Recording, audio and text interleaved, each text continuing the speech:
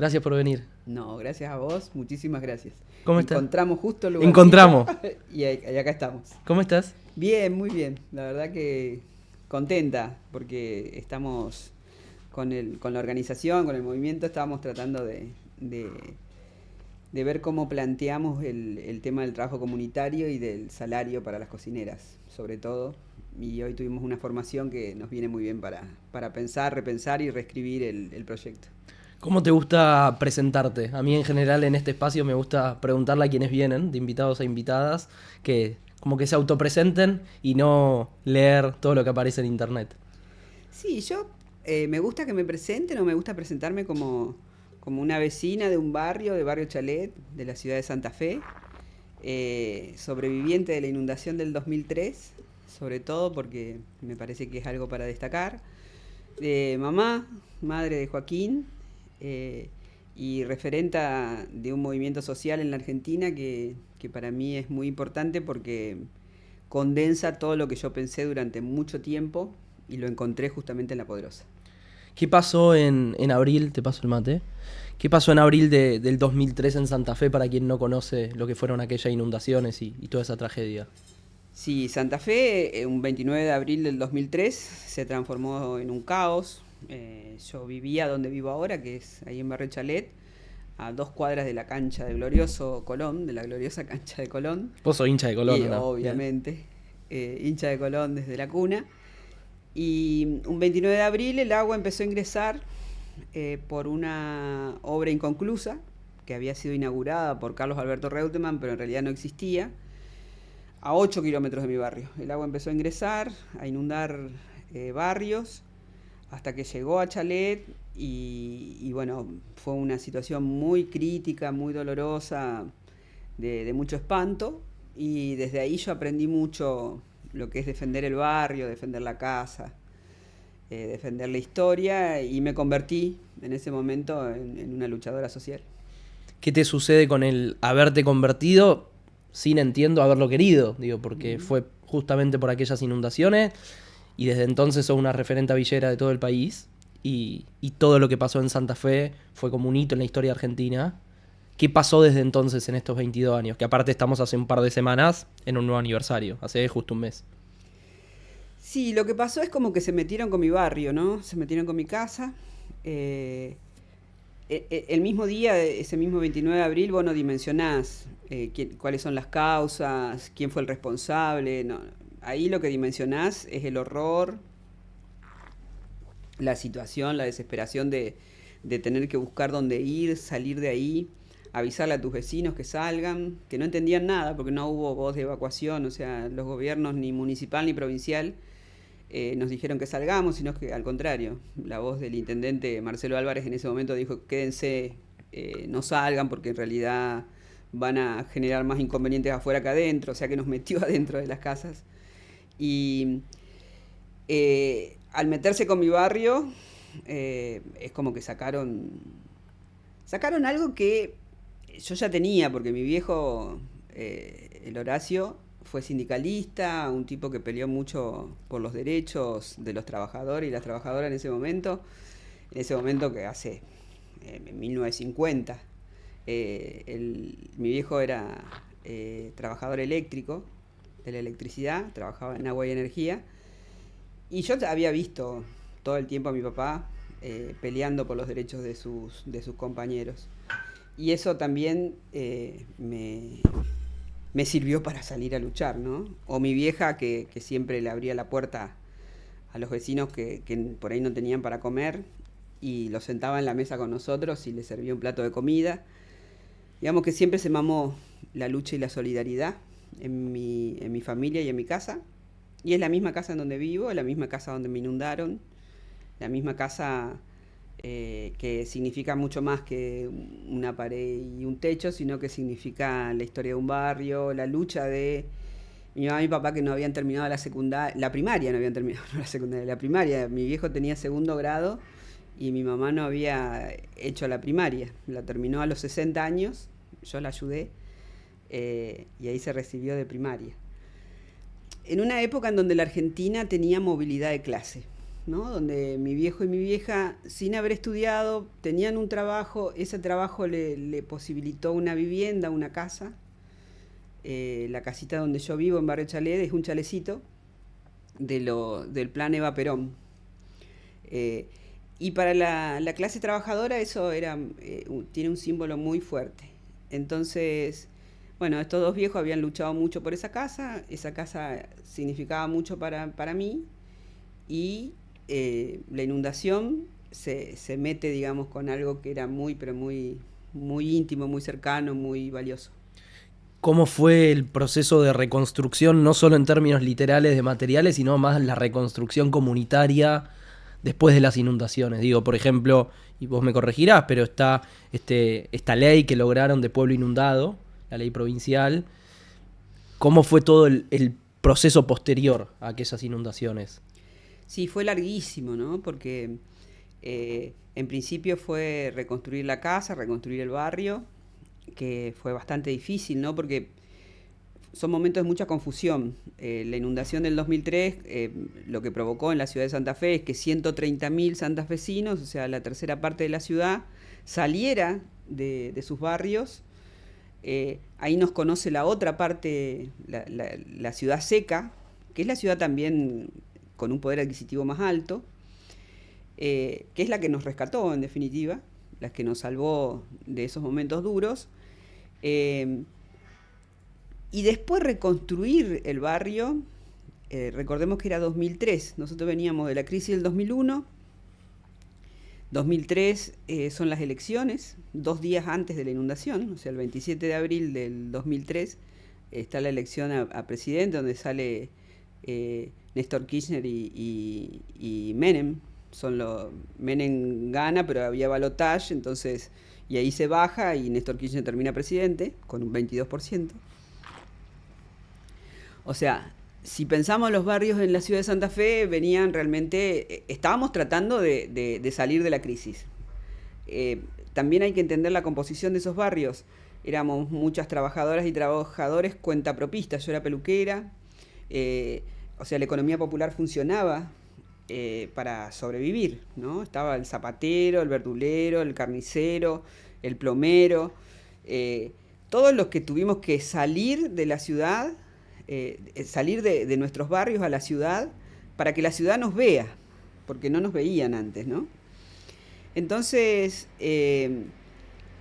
después reconstruir el barrio fue realmente muy, pero muy difícil, primero por todas las cuestiones políticas, que vos cuando estabas en tu casa no sabías de todas estas cuestiones políticas, de todas las pujas que existían en la provincia de Santa Fe, en donde Carlos Alberto Reutemann era gobernador, que era el gobernador corredor, ¿no? Porque Reutemann era corredor de Fórmula 1 y termina siendo, gracias a Menem y a la estrategia de Menem de poner gente conocida, outsider, como ahora, ¿no? Los outsiders de la política conduciendo una provincia, digamos, una locura. Entonces todos esos vaivenes políticos también nos golpeaban. Y nosotras ahí, antes de la inundación, no entendíamos eso. Lo empezamos a entender después. Así que la reconstrucción fue dura, fue fuerte. Mi barrio particularmente está justo en una esquinita, en una esquina muy baja, que es el sudoeste santafesino, en donde el agua no salió después de 1 mes y medio. Recién pudimos volver a nuestras casas a limpiarlas, a limpiar el barrio, porque había agua. O sea, es muy bajo y era como el vórtice, el extremo, en donde el agua no salía y donde se pudrió todo, absolutamente todo. Entonces, bueno, y lo comunitario tuvo mucho que ver, ¿no? Siempre lo comunitario en el barrio popular tiene mucho que ver porque es el que te salva la vida. O sea, nosotras, qué sé yo, mi vecina me pedía una taza de arroz, yo le pedía aceite, compartíamos la crianza de las pibas y los pibes, los niños y las niñas, porque si salías a trabajar te lo cuidaba tu vecina.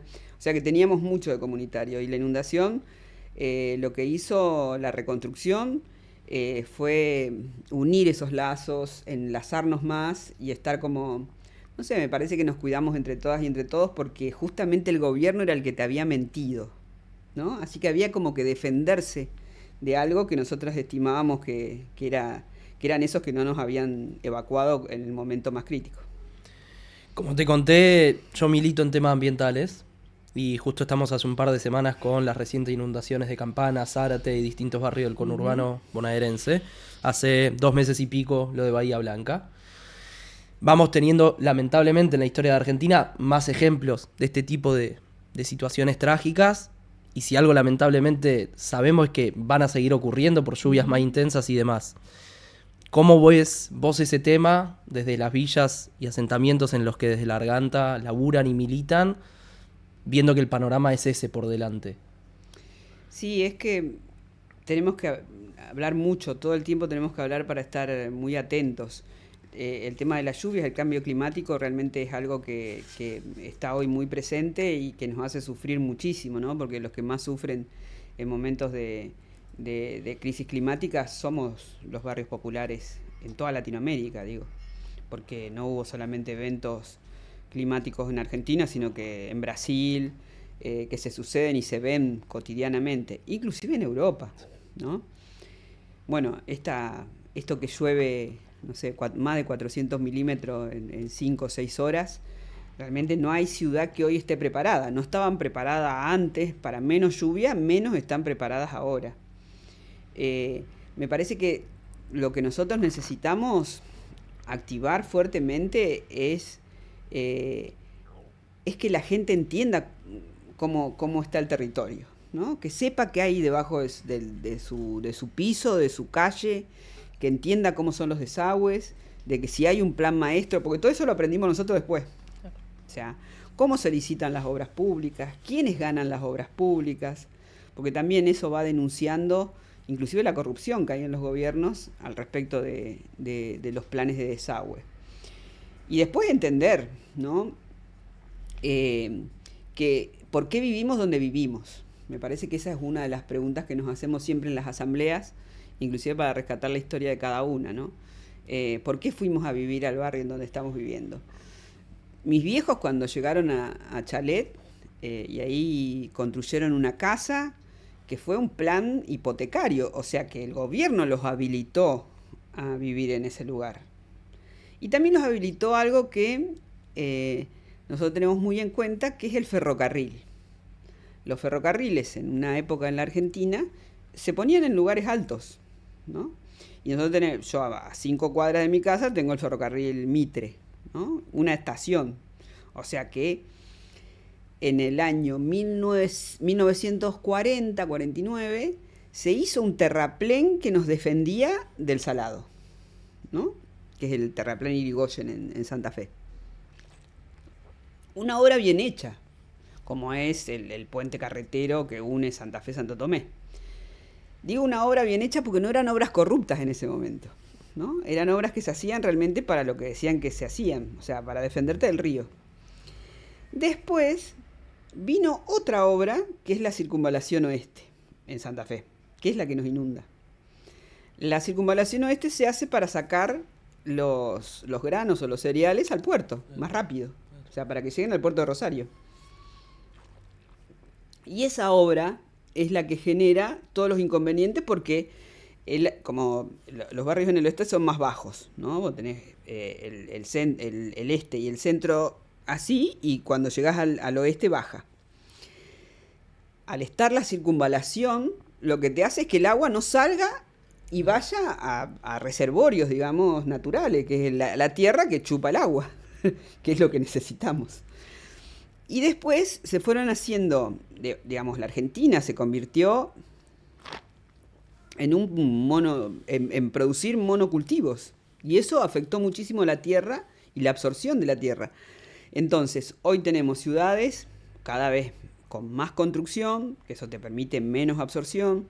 Tenemos ciudades sin planes de desagüe adecuados, porque el desagüe no se ve, entonces no se hace, porque los gobernantes hacen obras para que se vean. Y después porque fuimos transformando el clima y el ambiente, un poco los que habitamos y muchísimo las empresas que van afectando el ambiente de una manera tremenda, y eso provoca los cambios climáticos.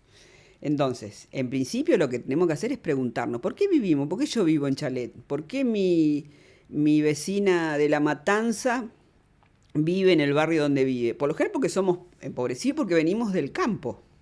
O sea, el campo se despobló por la gente que venía a vivir solamente de la basura, porque es lo que hacemos ahora, viniendo a vivir a las grandes ciudades y engrosando los bolsones de pobreza que se ven cada vez más y que sufrimos cada vez más, en donde no hay urbanización, en donde tenemos serios problemas con el agua de lluvia, con las cloacas, porque realmente no le importamos a los gobiernos y vivimos como podemos, en realidad.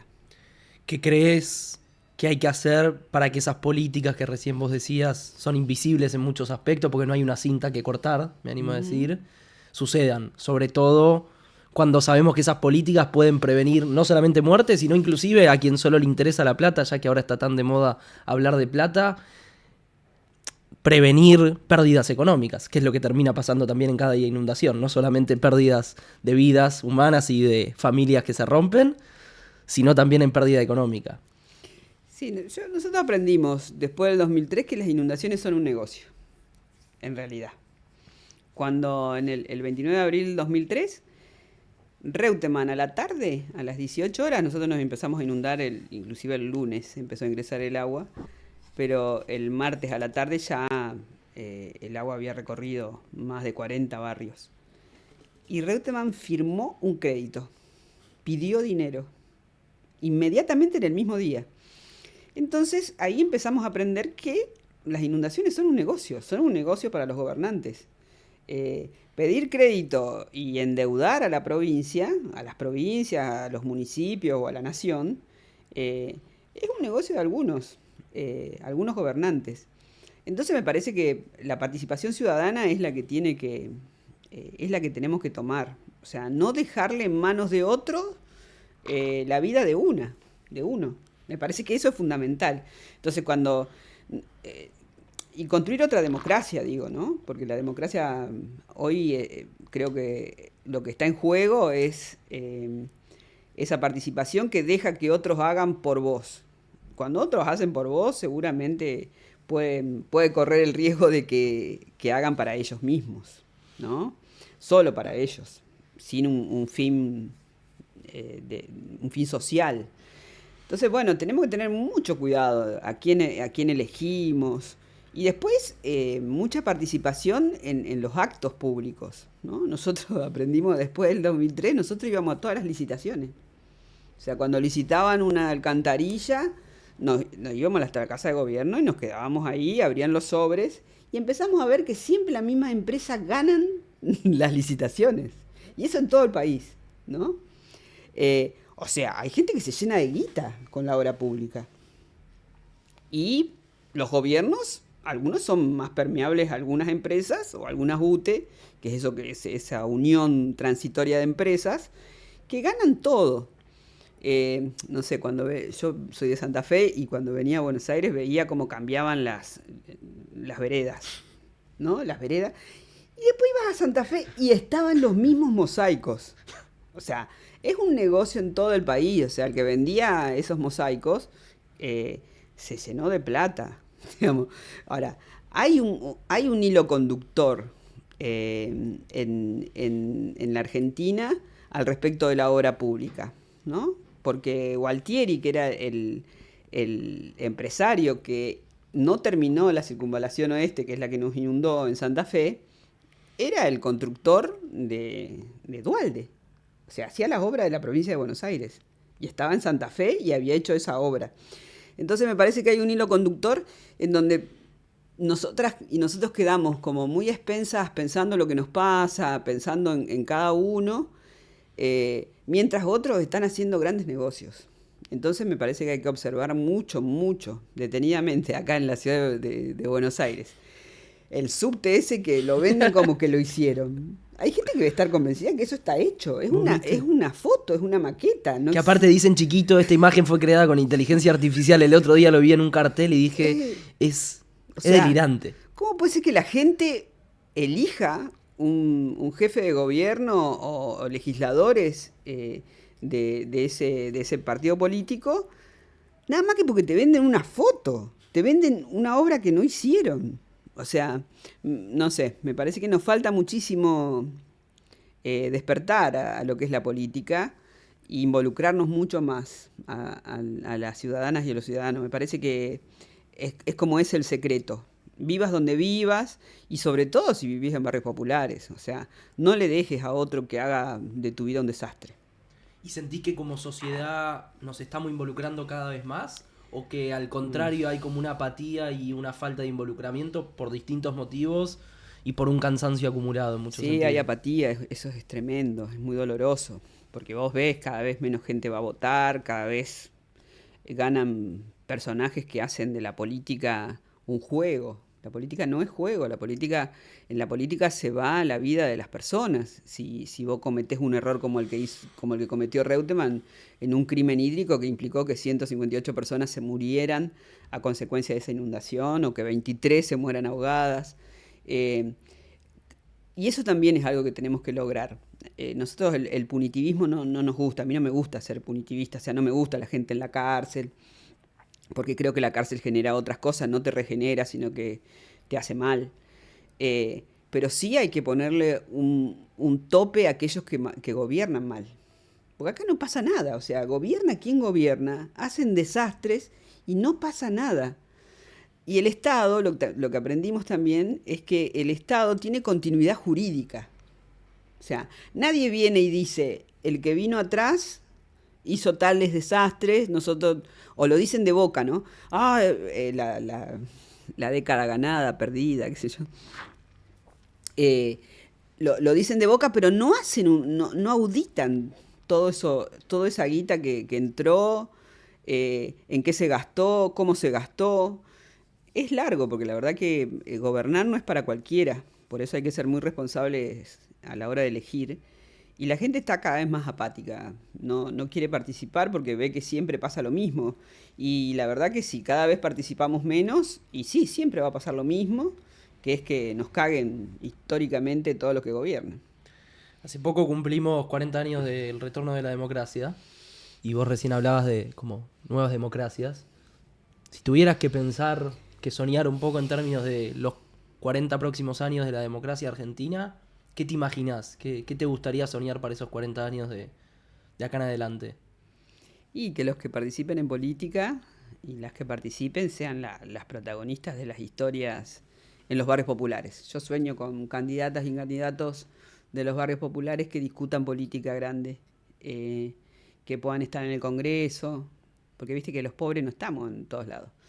Hay cada vez menos pobres en todos lados. O sea, en el Congreso está Nati Saracho, hay muy pocos representando, digamos, a los barrios populares.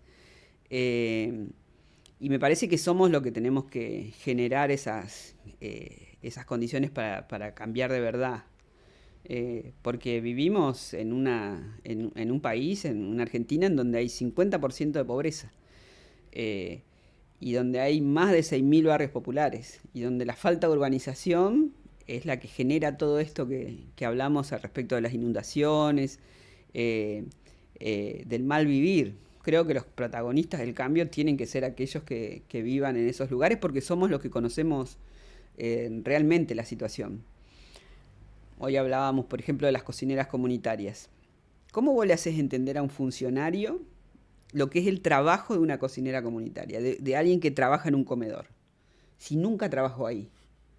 Si nunca fue, diría Si inclusive. nunca fue, si nunca apareció, ¿no? Si nunca vio el funcionamiento, ni cómo come la gente, ni cómo viene, ni cuál es la política inclusive que lleva adelante un comedor. Es muy difícil que lo entiendan si no estuviste ahí. Entonces me parece que, no sé, yo me imagino 40 años para adelante con la participación de más vecinas y vecinos de barrios populares haciendo política. Sé que es una pregunta bastante difícil y que da para 5 horas lo que te voy a preguntar, pero como vos decís, yo creo que hablamos poco de pobreza en Argentina. Es como algo de lo que se menciona en campañas electorales y hay como algunas frases hechas, pero siento que no damos una discusión de fondo. Inclusive quienes no habitamos en la pobreza. ¿Qué es la pobreza hoy en Argentina? En 2025 y qué viene siendo en los últimos años, no solamente hoy. Sí, la pobreza es la condición que no te permite soñar, que no te permite proyectar, que no te permite conocer el mundo de otra manera, sino desde una visión en donde te falta todo, digamos, te falta para comer, para educarte. Eh, es un lugar realmente que te cohíbe pensar abstractamente, eso también, ¿no? El lugar en donde son pocas las palabras, todo es poco, ¿no? Poca la comida, poca la palabra. eh, y ahí me parece que se generan condiciones muy, pero muy, muy difíciles para poder salir. La pobreza estructural es siempre la misma, o sea, la cantidad de personas empobrecidas somos el 35% y de ese piso 45, 55% de la población en un país. Pero siempre hay una base estructural que no se mueve.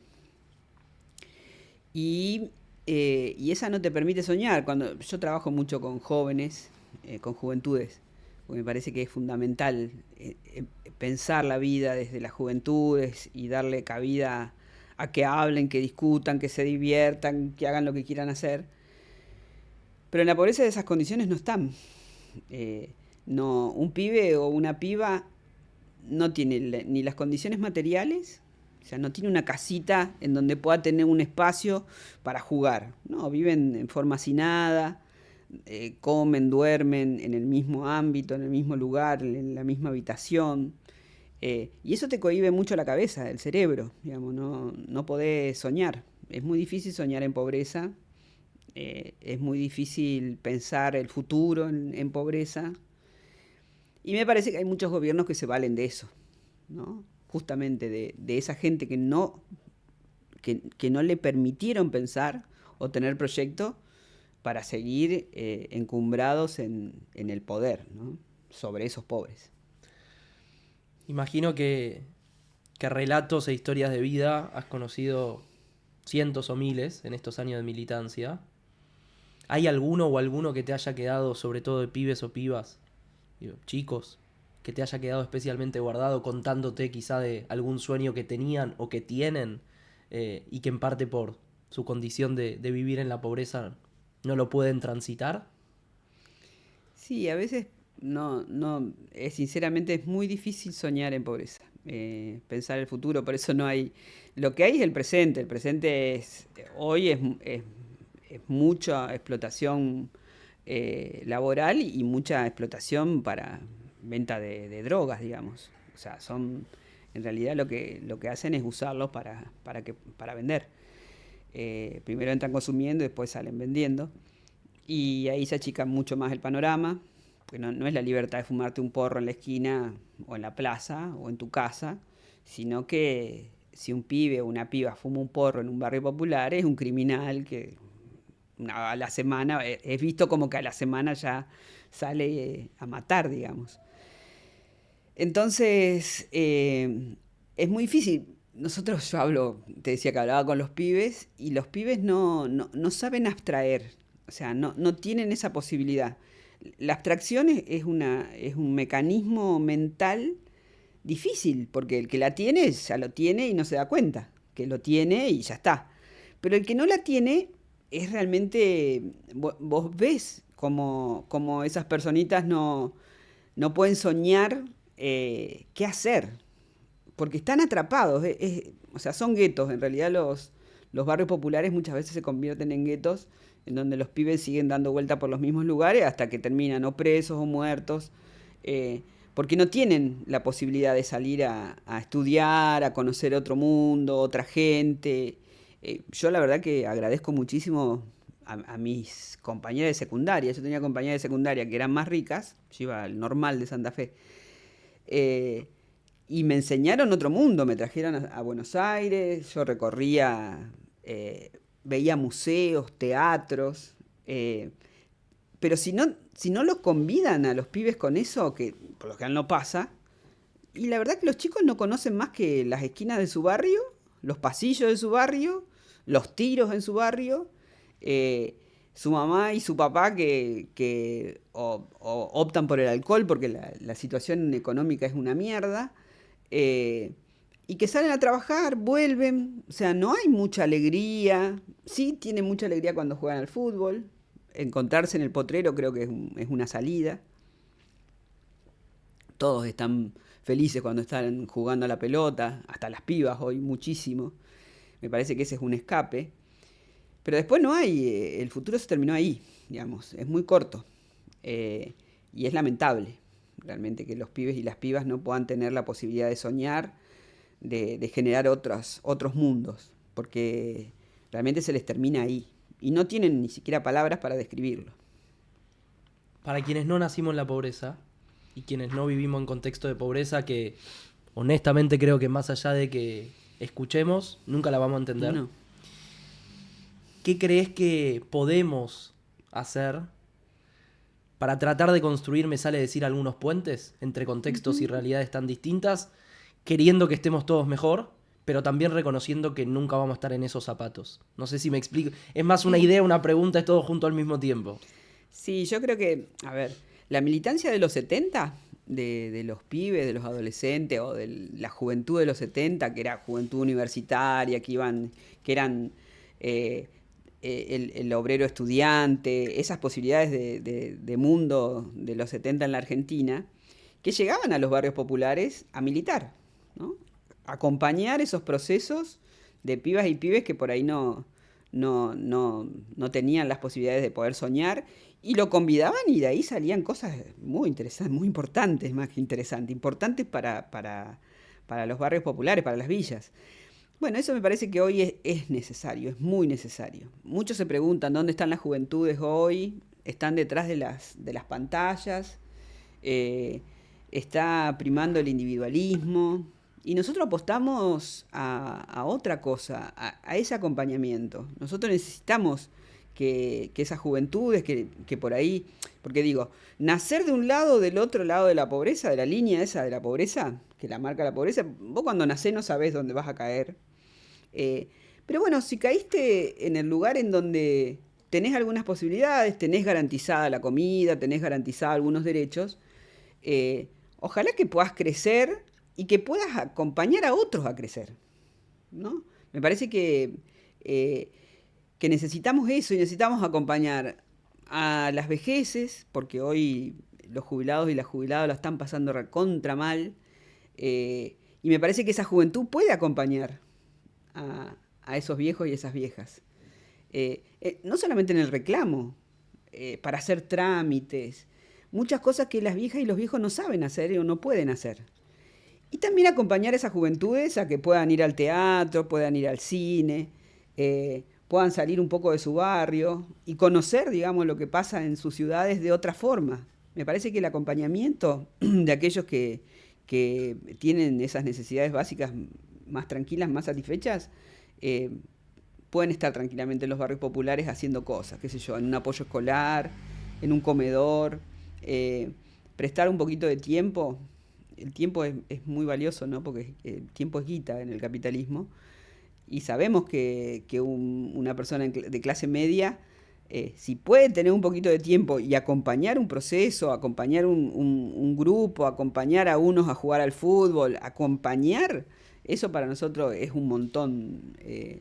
Y me parece que hay un cambio que es muy importante en la política, que es que nos encontremos, ¿no? Porque eso que vos decías, que vos no vas a saber nunca, los que no viven en pobreza no van a saber nunca cómo es vivir en pobreza, pero pueden entender un poco, se puede entender, lo pueden ver, y podemos ver cómo salimos en conjunto, ¿no? Porque me parece que hoy, bueno, lo que más prima, lo que más se publicita es el individualismo, ¿no? Me salvo yo, ya está, ¿qué me importa? No sé, hay gente que llega, vive en un edificio, no sabe ni lo que le pasa al vecino, vive en una burbuja. Eso también provoca depresión, porque hay otras hay enfermedades, hay un montón de cosas que pasan por la persona clase media que está atrapada en su mundo, ¿no? Y después de la pandemia más. La depresión creo que es uno de los signos de la salud mental que hoy más se ve en la clase media.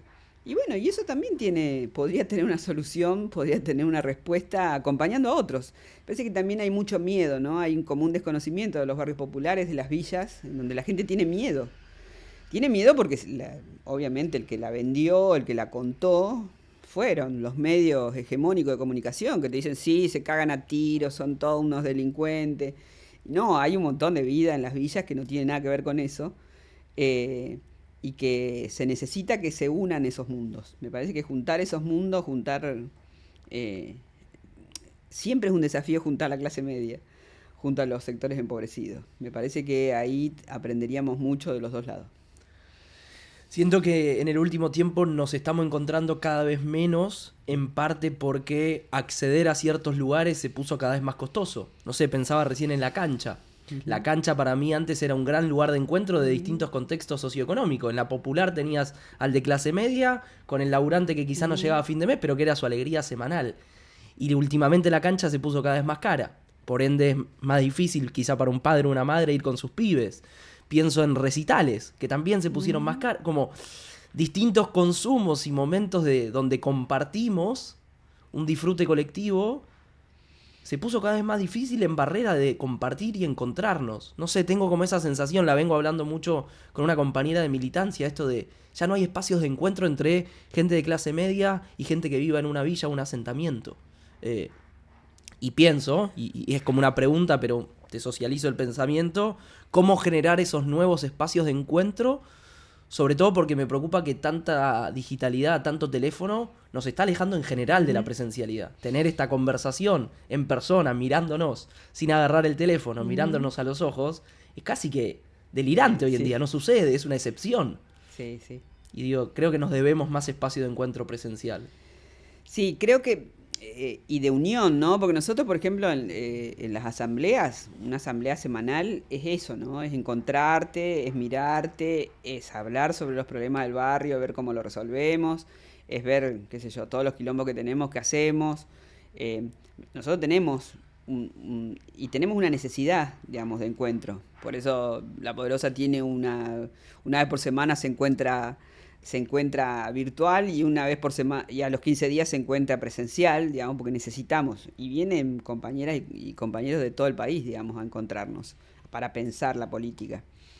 Me parece que lo que es necesario es esto, ¿no? Que no solamente los sectores populares se encuentren por un lado y los sectores de clase media se encuentren por el otro. Es lo que vos decís, ¿no? En la cancha nos encontrábamos todos.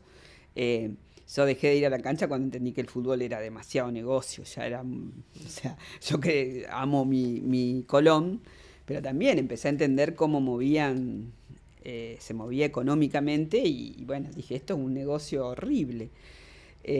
Así que hago parte de eso gritando desde el patio de mi casa que se escucha la cancha porque la tengo cerca, o juntándome a comer o a tomar mate mientras está jugando Colón. Entonces me siento en el patio o en el frente y ahí sociabilizamos, digamos, hablamos al pedo con mis vecinas, con mis vecinos, con mi familia.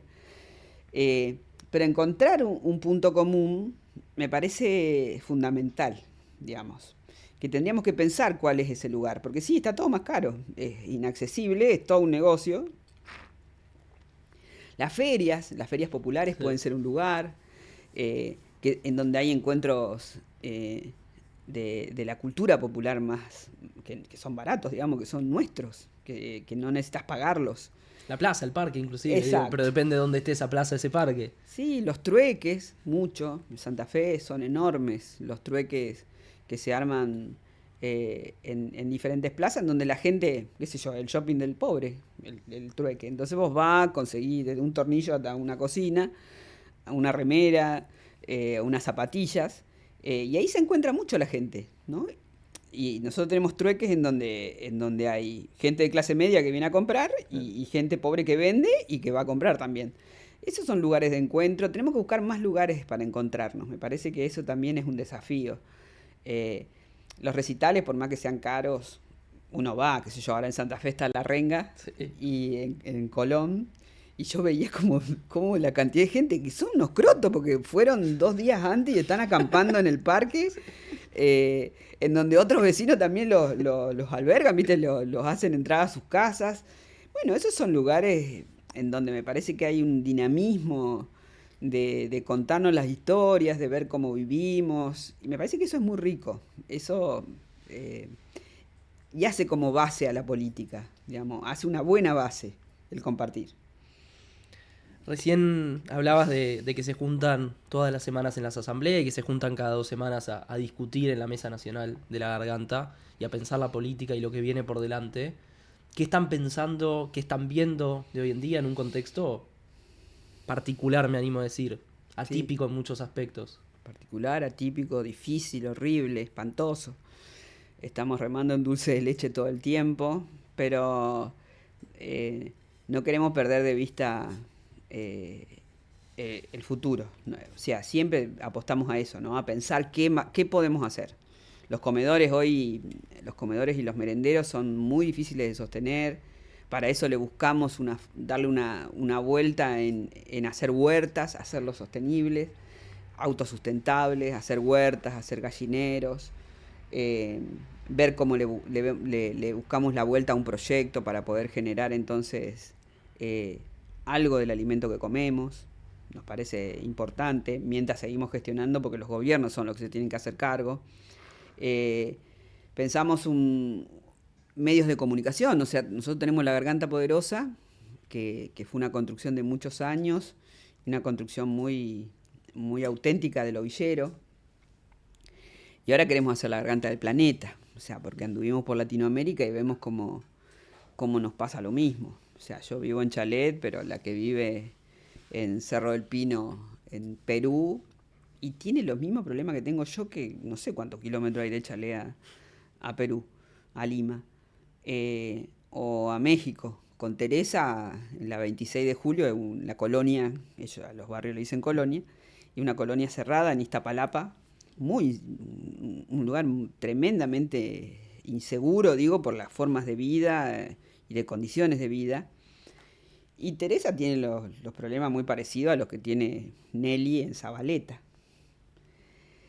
Entonces empezamos a pensar esta Garganta del Planeta en función de poder poner todas estas historias en una revista digital, en pensar cómo cada uno puede producir eh, su, su forma de comunicación y de contarnos, porque entendemos esto, ¿no? Que tenemos que estar más cerca con cada una de las cosas que nos pasan para ver cuáles son las respuestas, las soluciones e imaginar otro mundo posible, que es re difícil, pero lo intentamos, lo seguimos intentando. Me parece que eso tiene un valor enorme eh, porque no nos rendimos. O sea, sabemos que las condiciones hoy son realmente muy desfavorables para los barrios populares, para las villas, para los que vivimos ahí. eh, Porque el gobierno nacional realmente nos tomó como enemigos eh, y golpea muy fuerte sobre todos esos proyectos que nosotros teníamos antes que nos permitían vivir un poco mejor. Nunca vivimos recontra bien, pero nos permitían vivir un poco mejor, nos permitían tener proyectos, poder urbanizar las villas. Este gobierno pegó muy fuerte en la SISU, ¿no? Que para nosotros era una secretaría que, que cumplía con la función de generar pequeñas obras que hacíamos nosotras mismas, nosotros mismos con las cooperativas. Entonces, pensar la Garganta del Planeta, poner estas cosas en agenda, seguir discutiendo la política villera nos parece fundamental y la comunicación es importantísima, por eso nos encontramos, nos miramos, nos hablamos y seguimos desarmando cuáles son las causas de la pobreza, porque, no sé, no les quiero arruinar a nadie el día, pero la pobreza tiene causas. Y las causas son económicas. Y la economía la manejan los gobiernos. Entonces, para que dejemos de ser ingenuos y no nos creamos que nacimos en una villa porque nos tocó la mala suerte. No, cuanto más pobreza hay, más oportunidad de que caigas a vivir en una villa. Si nacés, ahora tenés 50% de posibilidad de nacer en la villa y 50% de posibilidades de nacer en clase media o en clase alta. Clase alta cada vez más chica es la posibilidad porque es un 3%. Entonces, o mejoramos las condiciones para todas y todos, para que haya cada vez menos índices de pobreza, en donde tengamos menos posibilidad de que un niño o una niña que nazca en condiciones de pobreza.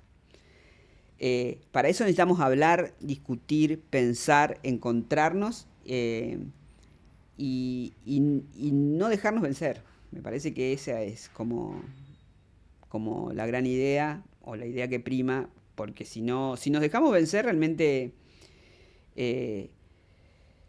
la situación se va a volver mucho más difícil, mucho más dolorosa. Si bajamos los brazos, creo que si había 10 millones de personas que comían en comedores y si todos bajan los brazos y cierran los 35.000, 40.000 comedores que había en la Argentina, la gente se cagaría de hambre. Seguramente este gobierno duraría menos, porque habría otra cosa. Pero me parece que esos costos no sé si los queremos pagar. No queremos pagar un estallido social. Queremos seguir preocupándonos porque nuestros barrios salgan adelante sin eso, porque ya lo conocemos, ya lo vimos en el 2001. No nos gusta ese país. Nada, y aquellos que gobiernan tendrán que ver si nos escuchan. Yo creo que este no va a escuchar, pero vamos a seguir peleando hasta que este se vaya y vuelva otro que escuche. Se dice mucho últimamente de el pobre es pobre porque quiere, y también está de moda todo esto de la meritocracia, de que uno rompiéndose el lomo puede salir adelante más allá de dónde nació. ¿Qué te sucede cuando escuchas todo eso? Me da una bronca, me da mucha bronca. La meritocracia es el peor invento en el mundo. O sea, nadie, si vos naciste pobre y otro nació en clase media o media alta, no es lo mismo. O sea, no es lo mismo el que nació en pobreza, en un barrio pobre, ir a la escuela. Es totalmente distinto. O sea, el que es clase media y fue a un buen colegio y pudo tener una educación porque puede tener una comida o puede tener las 4 comidas al día, se puede vestir, no es lo mismo. O sea, por más que te esfuerces, todo lo que te esfuerces, no llegás. No llegás. Yo tengo 60 años, ¿no? Yo siempre me digo hoy que tengo palabras. Palabras que fui construyendo a lo largo de la lucha. Mis compañeras no tenían palabras. Mis compañeras de 20 no tienen las palabras para discutir. Y mirá todo lo que nos lleva. 60 años recién tengo, no recién, pero hace unos años, tengo la posibilidad de discutir la política con palabras. Porque cuando se terminan las palabras, el terminarse las palabras genera violencia. Eso es lo que genera y es mucho de lo que se ve en los barrios populares. La violencia que está enraizada con la frustración de ser pobre. O sea, nadie quiere nacer pobre. ¿Quién va a querer nacer en pobreza? Nadie. Si vos le decís, salí a preguntar, nadie quiere nacer en pobreza. Pero bueno, las condiciones de los países te dan esta línea, ¿no? Ahora 50% para acá, pobreza. 50% para allá, gente que está agarrándose porque no se quiere caer. Y la meritocracia es realmente, no sé, es una idea muy de mierda, digamos, utilizada por aquellos como Macri, como los que nacieron en riqueza, digamos. Los que nacieron en riqueza no pueden entender que un pobre sea pobre. Sí, ellos lo generaron. O sea, los grandes grupos económicos de este país generaron que la gente nazca en pobreza, porque a ellos les conviene. Obviamente, no van a ser críticos de esa situación porque ellos lo generan. Así que realmente me parece una palabra muy desagradable la meritocracia, una idea horrible que hay que discutirla, porque en realidad no. Si naces pobre, por más que te esfuerce todo lo que quieras, es muy difícil llegar. Nosotros tenemos compañeros como Diego, que es economista, ¿no? Nació en la 21-24. En realidad su familia es paraguaya y él vive en la 21-24 y pudo ir a la universidad pública, que por más que sea pública, también lleva su tiempo, su guita, trasladarte, el transporte, Los apuntes, la ropa, bueno, todo eso es dinero. O sea que su familia hizo mucho esfuerzo para que Diego termine. Hoy es el coordinador del Observatorio Villero. Y para nosotros eso es un triunfo, porque hay un villero que llegó a la universidad y la terminó. Eh, por eso nos alegramos tanto cuando él cuando terminó la carrera, hicimos obviamente una fiesta, porque para nosotros es realmente muy, pero muy difícil llegar. Yo a los 50 años terminé la secundaria con un fines. O sea, porque debía 3 materias, así que a los 50 recién pude terminar la secundaria. Imagínate el esfuerzo enorme de estudiar, trabajar, generar las condiciones en tu barrio, o sea, lo comunitario también te lleva mucho tiempo. Es realmente muy, pero muy difícil estudiar y terminar y después generar, porque también estudiás siendo empobrecido, terminás y como hace Diego, genera ideas y condiciones para lo comunitario. Eso me parece que es como la frutillita del postre. Por lo general, estudiás, si podés estudiar, si terminás tu carrera, te vas del barrio. No, él está en el barrio y está generando condiciones para que podamos pensar y discutir al respecto de la economía, que me parece fundamental. Recién decías de tus compañeras de 20 años que le faltan las palabras y que vos hace algunos años pudiste encontrarlas, por decirlo de alguna manera. Quiero detenerme un poco en esa idea. ¿Qué sucede cuando faltan esas palabras? En los distintos barrios de Argentina, las villas y asentamientos, cuando no están esas palabras, sobre todo frente al poder, llámese la policía, llámese el gobierno provincial, el gobierno nacional. ¿Qué sucede con las palabras? Sí, cuando yo llegué a la plaza, después del 29 de abril, no tenía muchas palabras. Y puteaba mucho, mm, quería poner un par de bombas, estaba muy enojada, quería prender fuego, casa de gobierno. O sea, cuando no tenés palabras, lo que se genera son tratar de hacer hechos. Necesitas hacer algo. O sea, prender una cubierta, yo cortaba muchas calles. Porque no tenías las palabras para poder discutir la política, ¿no? Y eso me parece fundamental, entenderlo. ¿Por qué no hay, por ejemplo, empobrecidos en los medios de comunicación? ¿Cuántos conductores tenés vos de alguna villa? No hay. Ay, ¿Cuántos decanos en las facultades pobres? No hay. no. Eh, ¿Cuántos funcionarios en los gobiernos? No hay. Entonces quiere decir que si vos no tenés palabra no podés discutir la política, no podés expresar lo que le pasa a tu sector, no podés avanzar en definitiva. Lo que haces sin palabras, sin educación, sin posibilidades de la educación, quedás clavado en tu lugar y eso genera violencia, eso te genera mucha violencia. Porque si vos no podés expresar o contar lo que te está pasando, genera frustración y es la violencia que a veces es física. Y esa violencia se te vuelve en contra. Entonces el consumo problemático hoy es un tema, porque como no sabés cómo avanzar, cómo salir de ese lugar, bueno, te enfermás vos, empezás a consumir y quedás en un lugar tremendo, digamos, porque hoy hay muchos fantasmas en las villas que tienen que ver con eso de la frustración y el consumo y terminan siendo pibitos y pibitas en la esquina que son fantasmas. Por eso, genera violencia. O sea, no tener palabras genera violencia. Nosotros decimos, a mí las palabras me las robaron. ¿Por qué, no sé, una que nació en una parte de la ciudad con otras condiciones de vida, bien, con sus necesidades básicas satisfechas, tiene palabras? ¿Por qué ella las tiene y yo no las tengo? ¿Quién me las robó a mí? Bueno, me parece que desarmar esa idea y empezar a juntar las palabras para discutir, es fundamental, porque eso es lo que te puede cambiar, te puede transformar. No sé, hay cuántos, ¿cómo se llama este pibe González? Escribe libros, un villero que escribe libros, estuvo en Cana, salió de estar en Cana y escribe. Y un chabón que discute mucho la política, ¿cómo se llama? César González. Se viene un rato. De hecho, lo invitamos también a este espacio. Qué genio. Bueno, no me salía, pero tiene un nombre de batalla. ¿Cómo es el nombre de cuando estaba en Cana? Sí. ¿Camilo era?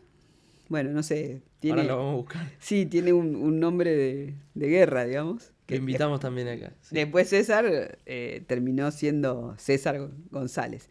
Bueno, pero él tiene palabras, desarrolla, crea, es creativo.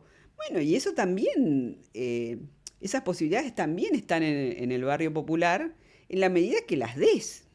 O sea, él leyó, él, obviamente no es que nacés en una villa y te ilumina alguien para que vos tengas palabras. No, vos te codeás y podés ir formando ideas que podés ir comunicando de una manera en particular, en donde después haces película y hace todo lo que hace el chabón este, que es genial. Bueno, me parece que hay más necesidad de dar estas posibilidades. Yo creo que los gobiernos no las dan. Y ahí te cortan mucho la creatividad, te cortan no la creatividad, las posibilidades de creatividad. Porque me parece que a la creatividad también hay que criarla. Hace un rato lo fuiste tocando en varios momentos, lo que está pasando con el narcotráfico, y se viene hablando pinceladas, y se habla de distintas maneras. ¿Cómo venís viendo el crecimiento, me animo a decir, del narcotráfico en Argentina? Que ahí, volviendo a lo que vos decías de América Latina, a lo que sucede en muchos países de la región, y donde ya viene pasando hace varias décadas. En Argentina es como que no veníamos hablando de esto, no veníamos viéndolo, y en los últimos meses, años, empezó a tomar otra relevancia quizá. ¿Qué está pasando? Sí, mira, en Santa Fe está la Banda del Pasillo. La Banda del Pasillo nació en los 2000. Es un pasillo de una calle a otra, de calle de Uruguay a Entre Ríos, y en el pasillo viven los pibes que venden. La Banda del Pasillo nace con 3 hermanos ahí en Santa Fe. Y la abuela, estamos hablando de los 2000, la gente no tenía para comer, la abuela de los pibes los mandaba a chorear. Y choreaban para comer. Después, no mucho después, 2 años después, estos pibes no solamente que chorean, sino que empiezan a vender drogas. O sea, ellos distribuían la droga en el barrio. De estos pibes no queda nadie, están los 3 muertos. La abuela también se murió. Y esa banda empezó a crecer, ¿no? Empieza a crecer y crece al ritmo del país, de las condiciones del país. Entonces, hoy la Banda del Pasillo, una banda súper temible en la ciudad de Santa Fe, donde tiene muchos muertos, donde han matado mucha gente, matado policía, la policía casi no entra a ese pasillo, donde ellos siguen viviendo en los mismos lugares, son parientes, amigos de aquellos que la crearon, de los fundadores en el 2000, y vos, por ejemplo, entrás a una casa y adentro de su casa tienen muchos televisores, digamos, viven en una condición como superior al barrio, pero siguen viviendo en el barrio y de afuera la casa está baleada, en condiciones de mucha precariedad, pero adentro ellos viven bien, muy bien. Tienen moto, tienen autos. Y también tienen, el crecimiento fue acompañado también por la complicidad policial. O sea, porque la policía pasa por esas casas y esas casas le pagan, digamos, a la policía un canon para poder seguir vendiendo. Bueno, esto en la Argentina empezó a crecer de la mano de la policía y de la complicidad de muchos gobiernos. Y hoy tiene, por ejemplo, en la ciudad de Rosario, una magnitud enorme, porque también va de la mano de los grandes negocios inmobiliarios, y va de la mano del puerto de Rosario, que es realmente un radiador de droga para toda la región. Entonces se lava muchísima guita del narcotráfico en el negocio inmobiliario, y obviamente hay complicidades de los gobiernos. Y la droga crece en su venta por la complicidad de los gobiernos. Y eso lo vimos en Colombia, lo vimos en México, lo vimos en Brasil. En Brasil o sea, vos entras a una favela y está controlada por el narcotráfico, por la milicia, nunca por el Estado, digamos. Y ese narcotráfico se muestra con armas eh, y te venden droga en las calles con tablones donde podés elegir crack, o sea, drogas pesadas, todo lo que quieras te lo venden los pibes en la esquina mientras al lado juegan al fútbol en una canchita y ellos controlan las favelas. Bueno, a eso vamos. En Rosario mucho del narcotráfico controla los barrios en donde se vende. Nunca vas a encontrar, nunca vas a ver la cabeza del narcotráfico. O sea, esa persona que seguramente vive en grandes edificios en Puerto Madero o en lugares muy, muy exclusivos en la Argentina. Ellos son los que se llenan de guita, mientras en los territorios los pibes se terminan matando justamente por pelear el barrio. Vos de acá para allá vendés, yo de acá para acá vendo, donde vos te cruzaste te maté, porque el negocio en el barrio se dirime a los tiros, ¿no? Y cuando se termina la guita para la policía, y seguramente a alguien se llevan para meter en cana. O sea, pero hay una complicidad absoluta de los gobiernos en el tema del narcotráfico y hoy en la Argentina creció enormemente. En mi barrio, desde los 2000 hasta el 2025, bueno, es enorme la cantidad de gente vendiendo, de familias vendiendo droga, porque hoy es lo único que te da guita, porque si salís a trabajar no tenés, o sea, trabajar como empleada doméstica, ir a limpiar la casa de una familia, no te salva la vida ni te salva el día, porque no te pagan nada. En cambio, vender en tu casa te paga mucho más, pero los riesgos son mucho, mucho más grandes. ¿Qué hay que hacer frente a todo esto? Y reconocimiento del trabajo comunitario. Por eso nosotros ponemos mucho énfasis en el reconocimiento salarial, porque no le podés competir. Mirá un pibe que ve que la mamá trabaja en un comedor hace, no sé, Nelly hace 34 años que trabaja en un comedor en Zabaleta. Los hijos la vieron ahí. Ahora, si viene otro y te dice, tomá, vendé en la tira, porque vos vendas, o vos controlame la tira que yo vendo, y te doy 30.000 pesos por día. Imagínate. Entonces, bueno, hay que empezar a reconocer más el trabajo, no más, hay que reconocer el trabajo comunitario, y hay que empezar a poner en valor todo el trabajo que se hace en los barrios, en la Argentina, en los barrios populares, que eso nunca, no hay gobierno que le ponga un precio, digamos, a que vos organices un barrio, a que el barrio pueda tener salud, pueda tener educación. Eso no tiene valor, digamos, todo ese trabajo no tiene valor y sobre todo es un trabajo de las mujeres. Muchos son las mujeres y las disidencias sexuales las que se encargan de ese laburo y siempre fue menospreciado. Después, bueno, llega el narcotráfico y te puede borrar toda la organización comunitaria de un plumazo. ¿Qué está pasando con lo que se le llama los soldaditos, a los pibes y las pibas en las esquinas, como vos decías? Antes hablabas de modo fantasma. ¿Está creciendo eso en Todo cada crece. una de las villas en las que ustedes están presentes? Sí, crece el consumo y crece la venta. Porque no hay salidas, digamos. No hay educación, no hay posibilidades para que una familia pueda, no sé, pueda mandar sus pibes a la escuela, pueda sostener esa escolaridad. No hay trabajo. El trabajo realmente, los trabajos son precarizados, no registrados.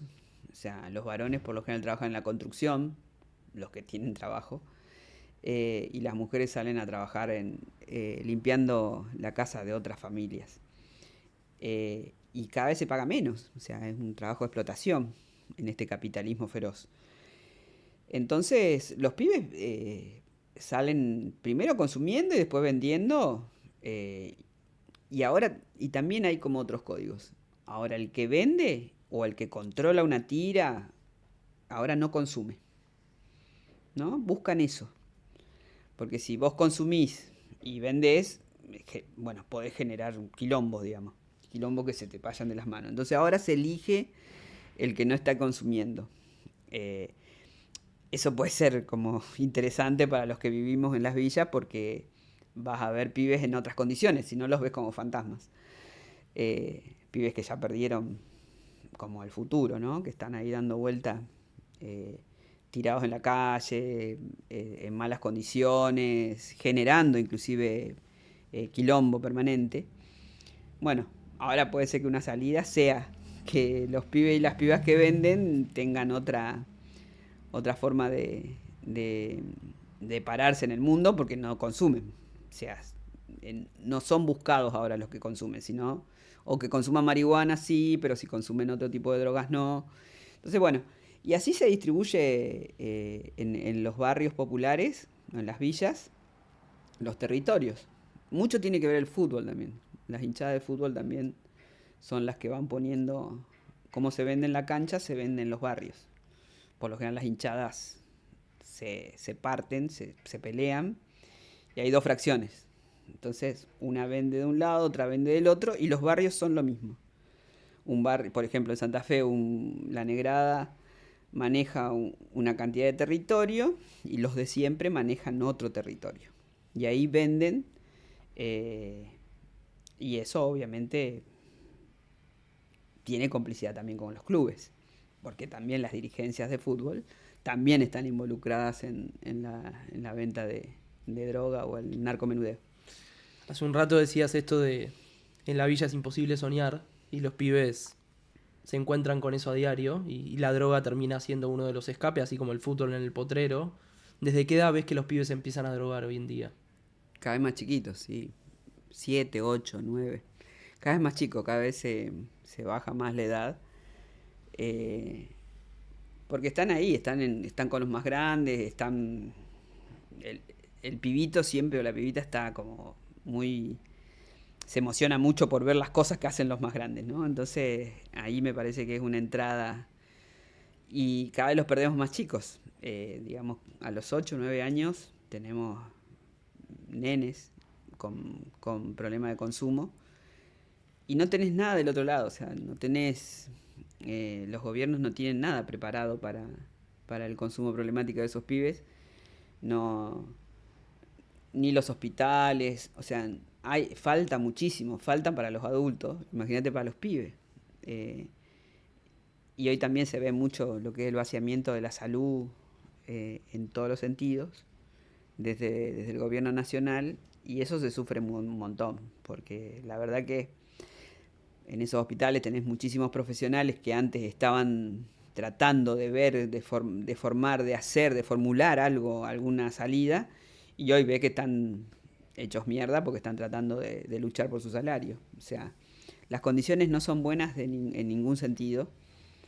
Por eso las organizaciones sociales, los movimientos sociales, luchamos mucho por tener a los pibes dentro de la organización, de que puedan tener un lugar de recreación, que puedan tener internet, que puedan tener computadoras, de que puedan jugar, que puedan leer, para que no estén afuera, ¿no? Y eso lo hacemos, tratamos de que a los pibes y a las pibas meterlos adentro cada vez a menor edad, ¿no? Desde los 7, 8, que estén en el lugar, en los centros culturales, en las bibliotecas, en los comedores inclusive, jugando y pensando otra posibilidad de vida, digamos, porque si no los perdés muy rápido. Veníamos hablando recién de los pibes y las pibas. ¿Qué venís viendo con todo esto de la ludopatía? Que se viene hablando cada vez más y también de repente es como un elefante en la sala que hasta ahora nadie quería mencionar, ¿no? Sí, lo que nos pasa, después de la pandemia fue esto, ¿no? Después de la pandemia muchas llegaban al centro cultural, al comedor, con el celular, porque ellas eran las cajeras de los casinos virtuales y venían a venderte. Mismas compañeras, que son vecinas, que laburaban de eso y que también jugaban. Entonces, no sé, hemos tenido historias bastante duras y dolorosas porque se han metido muchísimo y han vendido cosas de su casa, se han endeudado con tarjetas de crédito de personas conocidas, eh, y nos parece un monstruo, digamos, que crece. Yo creo que no se termina de ver, ¿no? Me parece que cuando entras en ese mundo, eh, no se termina de ver cuál puede ser el problema. Y ahí, después es muy difícil salir. Eso es lo que vemos, porque hay compañeras que están inclusive en tratamiento, necesitamos buscar terapeutas que ayuden y colaboren, digamos, para que se entiendan los problemas que tienen. Pero cuesta conseguir un turno con una persona, con un clínico, cuesta conseguir que te pongan una vacuna. Imagínate lo que es conseguir un terapeuta que trabaje la ludopatía. Así que para nosotros es realmente un pequeño monstruo que va creciendo, pero se ve muchísimo en los barrios populares. eh, ya te digo, la cajera que viene a venderte, pero también se metió en el problema y después vos entrás al comedor y hay muchas que están apostando en los casinos virtuales y jugando. Como que si eso no... Hay como una desconexión que parecería que vos no tenés que poner plata para jugar. Porque no la tocás, entonces. Y es un problema. Claro. ¿Y qué sentís que se hace con eso o frente a eso en un contexto en el que hay cada vez más necesidad de guita? Porque no se llega a fin de mes, porque la ladera está vacía. ¿Cómo se frena con esta ludopatía creciente? Que inclusive, como vos decías, ya trasciende a cualquier camada en edad. Digo, Sí, de cada los vez más chicos a los más chicos. grandes. Sí, los más chiquitos también juegan muchísimo. No, es un problema muy serio, que es como... Yo no voy... En Santa Fe hay casino. Yo no voy al casino porque en realidad el casino me gusta mucho. Entonces trato de... No voy. Una vez vino una amiga y me regaló una tarjeta, porque no sé quién se la había regalado, y voy al casino. Cuando voy al casino casi me muero porque estaban todas mis vecinas y mis vecinos en las maquinitas.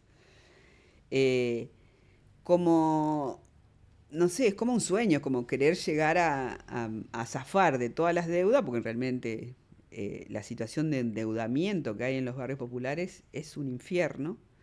Te endeudas para comer, entonces después buscas una salida, que es esta salida fallida, de jugar para conseguir la guita, pero en realidad es una trampa en donde te vas metiendo cada vez más en el problema y después las situaciones son muy difíciles, porque inclusive eh, hay un montón de vecinas que pierden sus tarjetas de asignación universal porque se la dejan al prestamista, que es el que le da guita para que vuelvan a endeudarse.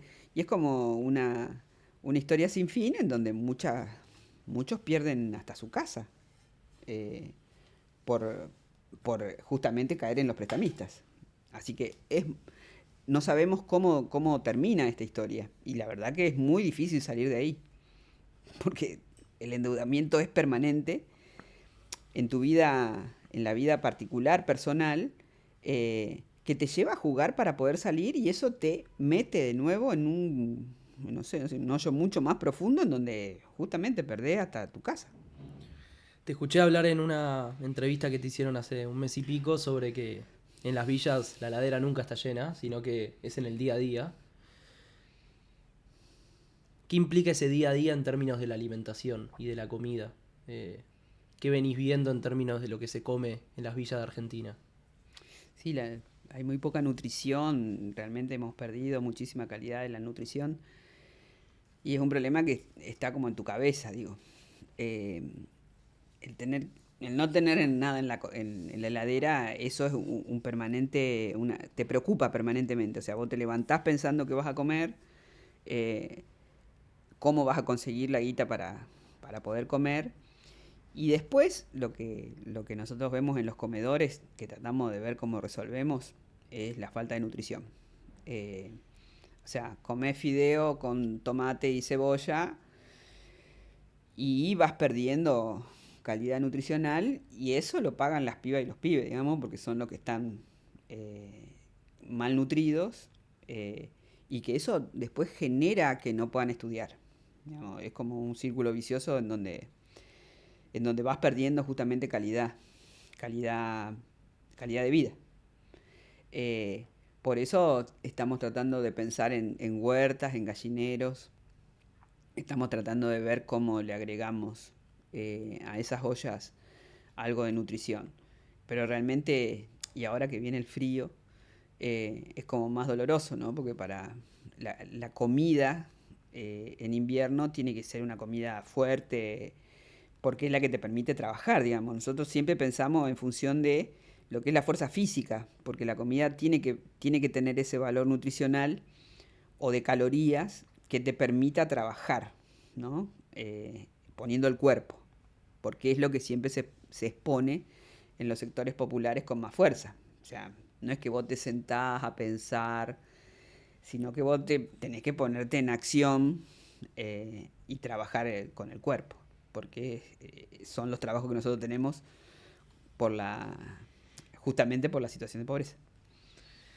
¿Qué venís viendo en las ollas hoy en día? Te escuché hablar de que cada vez va más gente, no menos, a diferencia de lo que quizás se dice desde el gobierno nacional en esto de que la pobreza bajó. Antes vos hablabas de la pobreza estructural. Y hay una gran dependencia en Argentina de los comedores y de los merenderos. Digo, son un gran foco de contención, inclusive, me animo a decir. ¿Cómo le explicarías a alguien que nunca fue a una villa, a un merendero, a un comedor, qué significan esos lugares y esos centros comunitarios? Sí, un comedor tiene esa comida que vos con tus ingresos no llegás a comprarte para vivir, pero también tiene un montón de otras cosas. Tiene la doñita que cuando vos llegás te va a atender de una manera diferente, amorosa, porque también entiende que los que van a comedores y merenderos tienen vergüenza de ir al comedor y al merendero, no es fácil ir. Entonces, y como ella también hizo ese recorrido, sabe lo que te pasa. Entonces, son amorosas, ponemos, no sé, ponemos muchísimo cariño en cada una de las cosas que hacemos porque entendemos lo que le pasa al que hace la fila. Y hoy el que hace la fila, o la que hace la fila, tiene problemas de discapacidad, porque es lo que estamos viendo, y tiene problemas porque es viejita o viejito y sus ingresos no le permiten comer.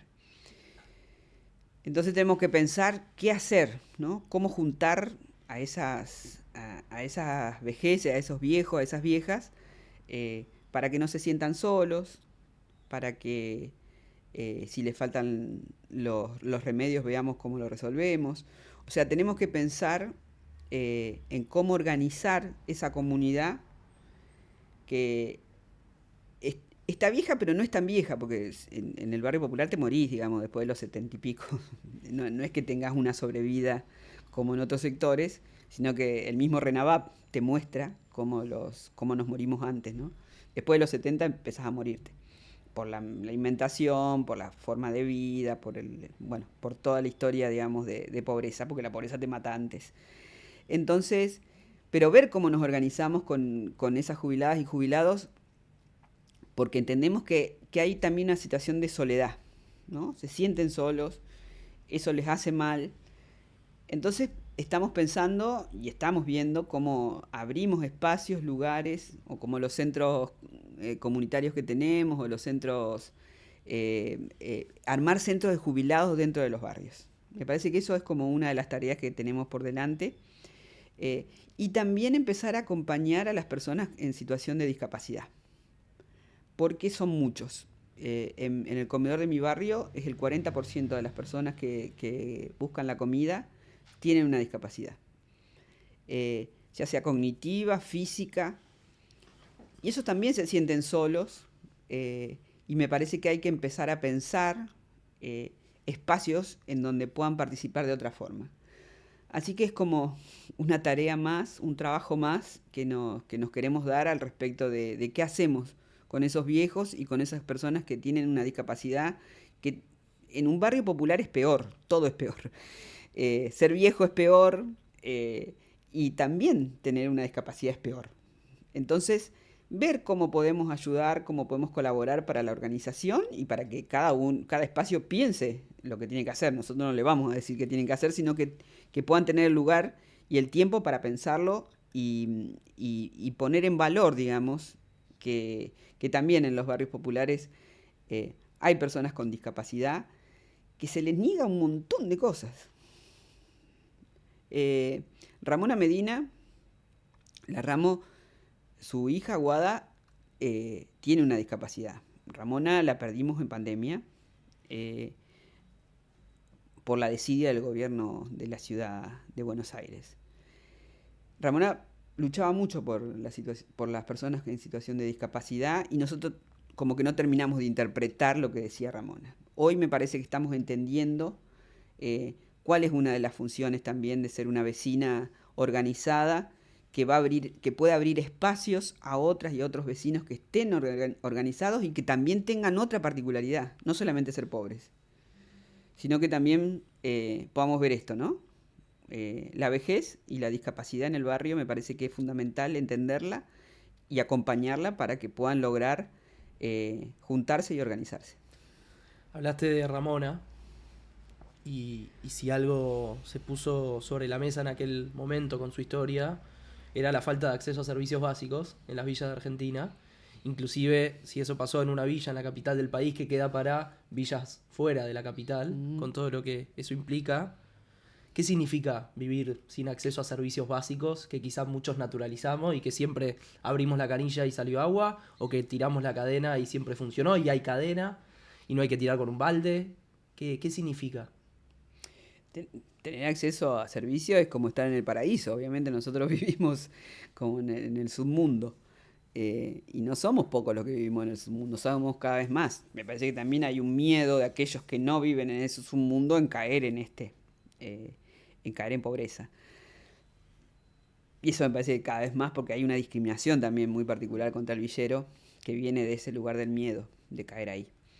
Es muy difícil vivir sin servicios, es realmente vivir con la luz que se te corta, te quema todo, porque tenés un tendido eléctrico que es inestable, porque el servicio eléctrico no llega como nosotros queremos que lleguen, y no porque no lo queramos pagar, porque lo queremos pagar, pero tampoco hay una política pública para los barrios populares, ¿no?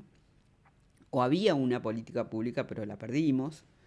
Y después, bueno, no, obviamente no hay una planificación al respecto de lo que va a pasar en las villas en la Argentina, sino que es nada más que desidia. O sea, vos hablabas de la 31, que está en el centro, carísimo, porque es una villa que los terrenos son carísimos porque le negamos al negocio inmobiliario un montón de cosas, donde el gobierno de la ciudad tiene una obligación porque se comprometió con varios créditos internacionales a mejorar esa villa, a mejorar urbanísticamente, pero realmente lo que hacen es muy discriminatorio, digamos. No tiene una visión integral de los que vivimos ahí para formular una mejora en la villa que sea participativa. O sea, no es que vos te sentás y decís, mirá, o viene el vecino de allá, o viene el vecino del norte, del sur, del este, del oeste de la villa, y dicen, vamos a pensar la villa, a ver qué queremos hacer.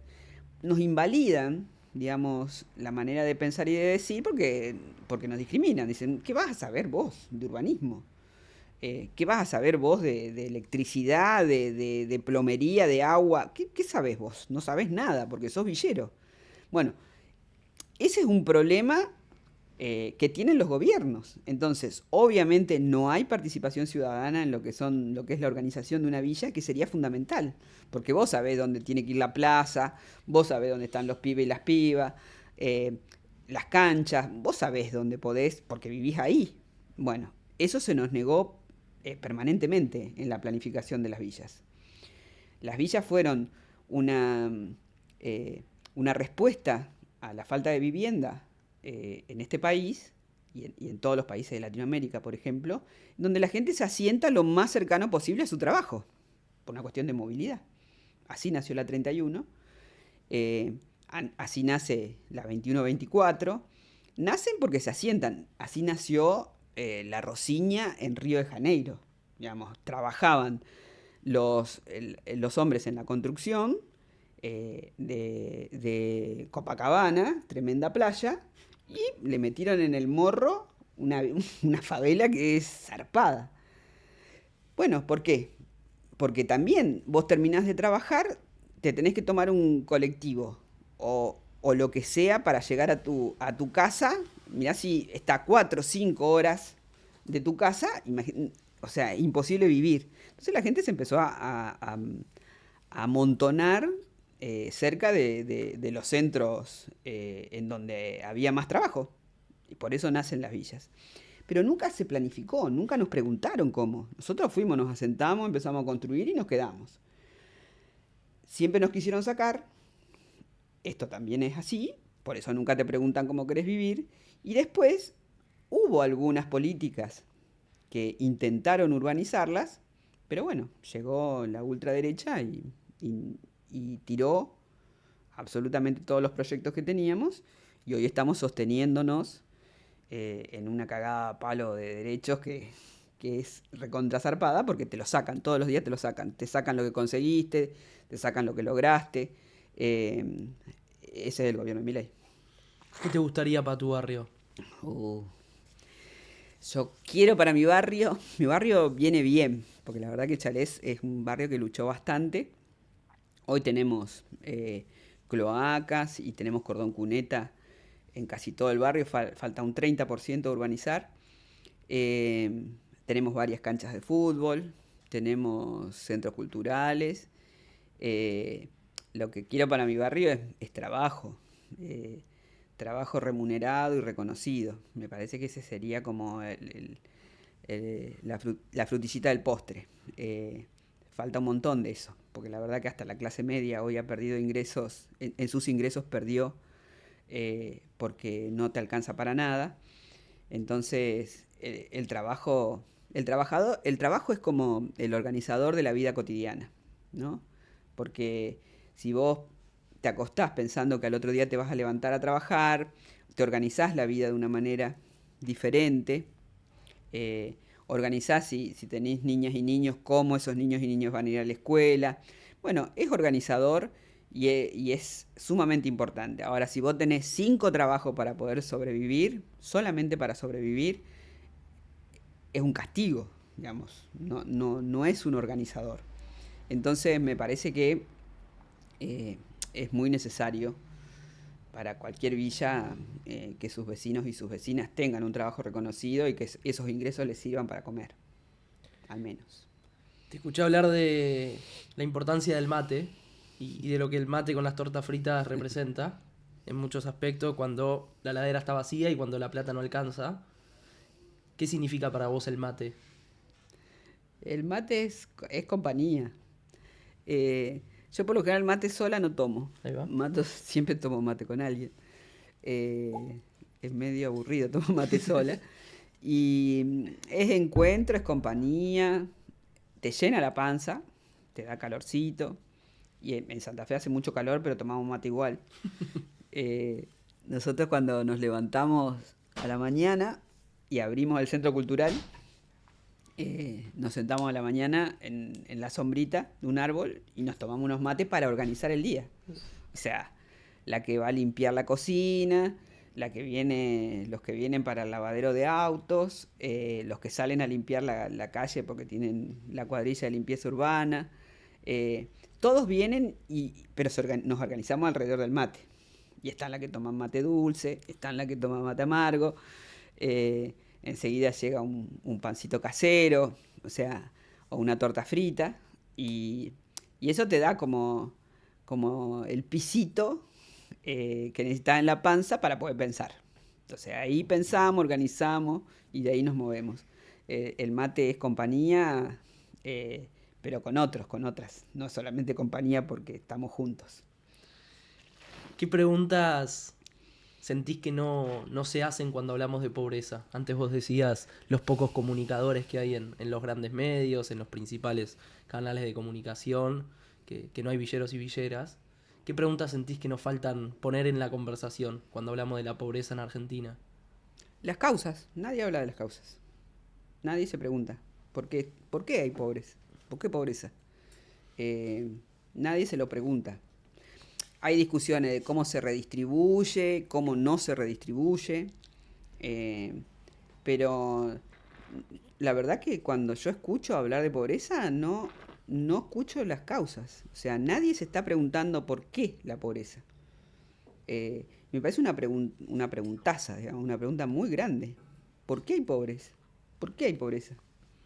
Eh, ¿Por qué hay tanta pobreza y hay 3% de ricos?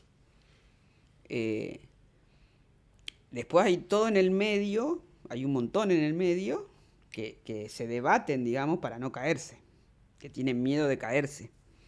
Eh, Hoy cada vez más porque los ingresos no valen nada, digamos, la moneda no vale nada, el peso no vale nada, pero yo creo que la pregunta más grande es ¿por qué hay pobreza? Hablaste varias veces del miedo, inclusive de los prejuicios que hay para con la pobreza. Ujú. ¿Qué prejuicios ves en la vida cotidiana que hay de quienes no vivimos la pobreza para con la pobreza?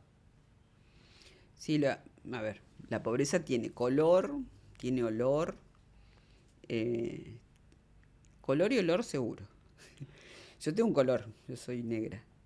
eh, y yo veo cómo el racismo de la gente, vos lo ves ahí, digamos. Cuando yo voy caminando, el otro día iba caminando en mi ciudad por la peatonal, y una señora muy paquete iba adelante, y tenía así, había comprado cosas, que sé yo, y tenía su carterita. Y se dio vuelta, me miró y agarró fuerte las cosas. Eh, y en realidad lo único, o sea, no sé, vos tenés cara de chorra, no sé, pero a ella lo primero que le llama la atención es mi color. O sea, si yo hubiese sido rubiecita, clarita, iba atrás, no iba a tener miedo. O sea, la pobreza tiene el color marrón, tiene el color negro, eh, que muchos odian, digamos, porque es cultural, es histórico. Los esclavos eran negros, eh, siempre todo se connota lo negro como malo, como negativo. eh, el trabajo en negro es malo, o sea, todo es negro, todo lo negro es malo. Y eso es un problema. Es un problema porque hay un racismo en la Argentina que no se termina de ver, pero está. Y está en la pobreza. O sea, eh, el olor de la pobreza también es significativo. Eh, no tenemos el mismo olor que el que vive en clase media, ni el rico menos. Y ahí se connota de nuevo en negativo. Eh, y eso me parece que es es estructural. En Latinoamérica y en la Argentina particularmente que se creen que somos europeos, que venimos de los barcos. No, hay gente que sí vino de los barcos. Hay muchos de los que vinieron de los barcos que hoy son grandes empresarios y son las empresas que manejan la economía de este país, sí. Eh, y después estamos los negritos y las negritas que trabajamos un montón en función de salir adelante, ¿no? Y que tenemos sobre los hombros el peso de todo ese racismo que existe en la Argentina. Eh, Así que me parece que eso, si definimos la pobreza, tiene ese color negro, marrón, y tiene un olor particular. Antes te pregunté de qué querrías para tu barrio y me animo a decir que sonreíste, ahí como cuando te hice la pregunta. ¿Qué otras cosas te hacen sonreír cuando las pensás? ¿Cómo piensan los políticos? Eso me hace reír, aunque nos hace llorar. Pero nada, los políticos por ahí son... Hay cosas que dan tanta vergüenza que te hacen reír, digamos. Tener hoy el presidente que tenemos con los... No sé, pare- no sé, parece un tipo que no es esto, hace acciones para que creamos que es un tipo que es fuera de la política.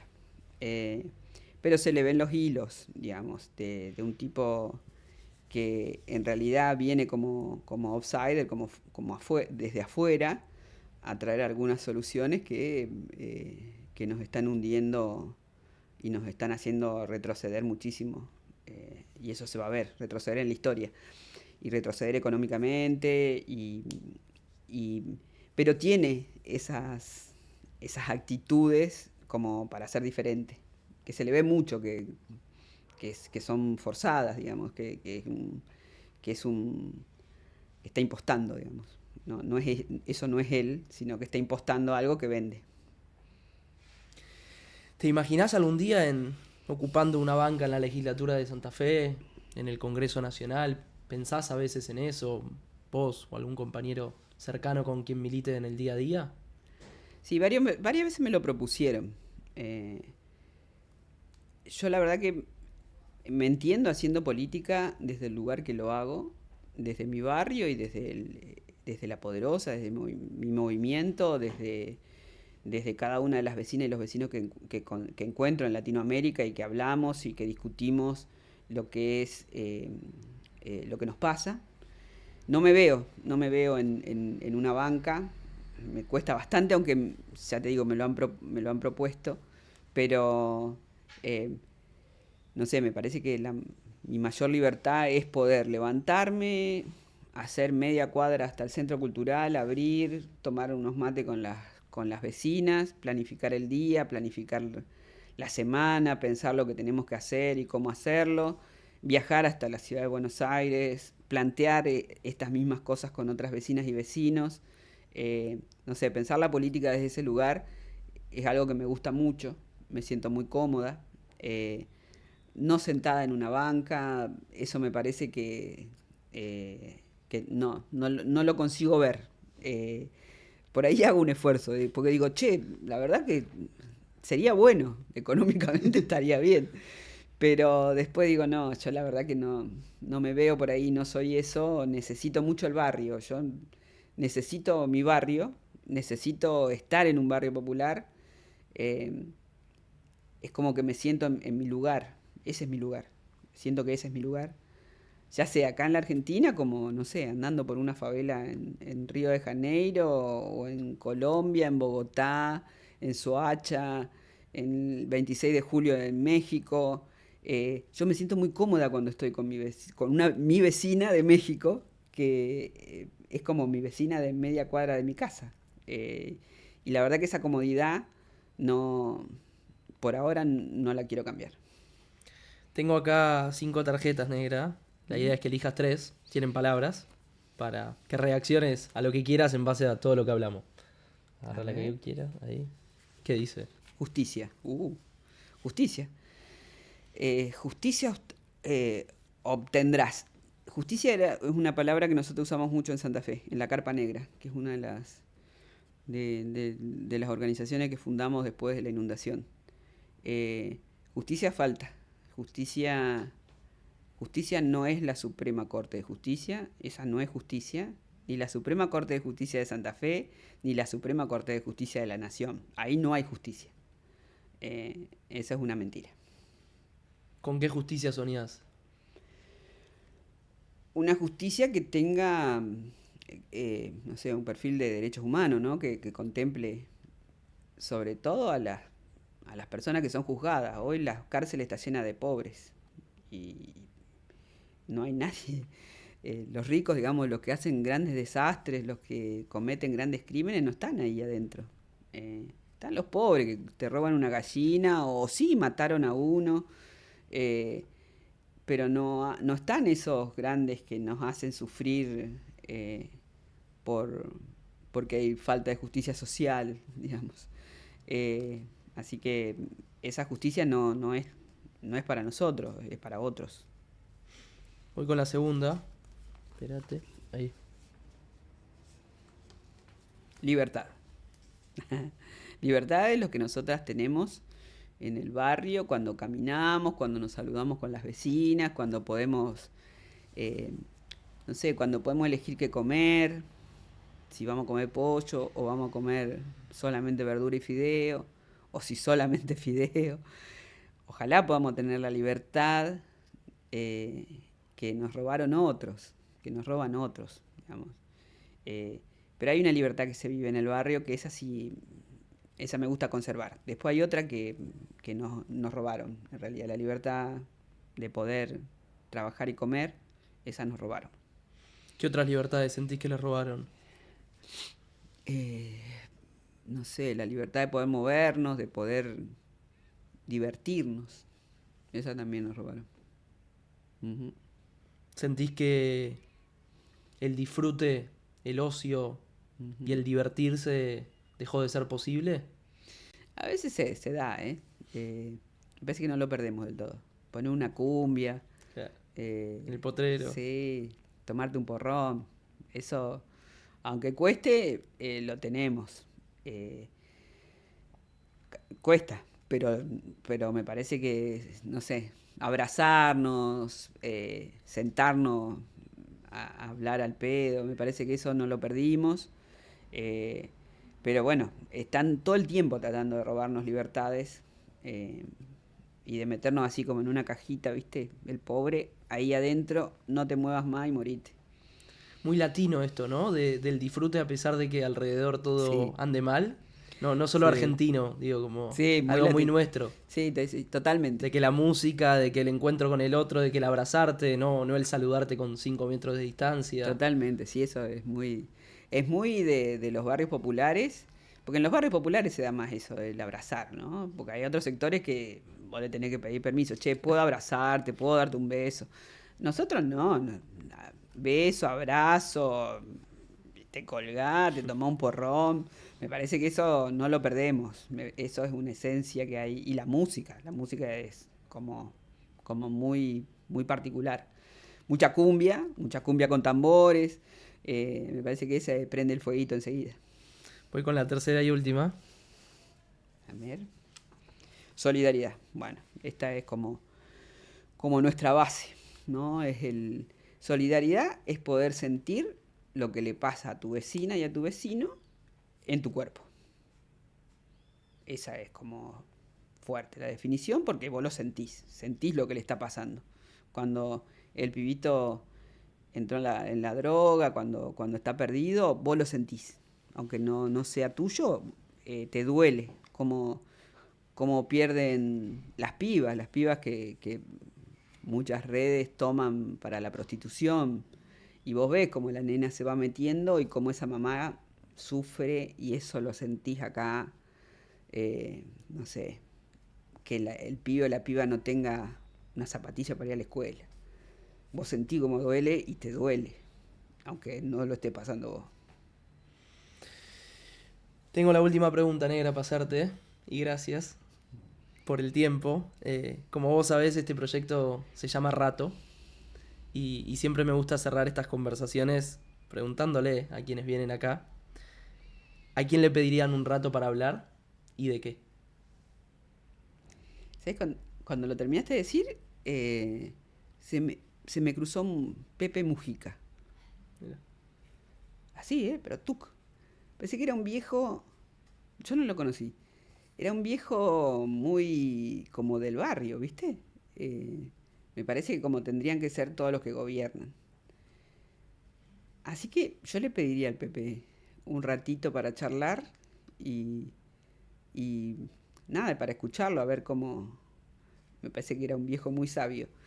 eh, para escucharlo y para ver cómo podríamos más o menos sacar las patas del quilombo en el que estamos y poder hacer eh, algo fuerte, algo concreto, digamos, con los barrios populares.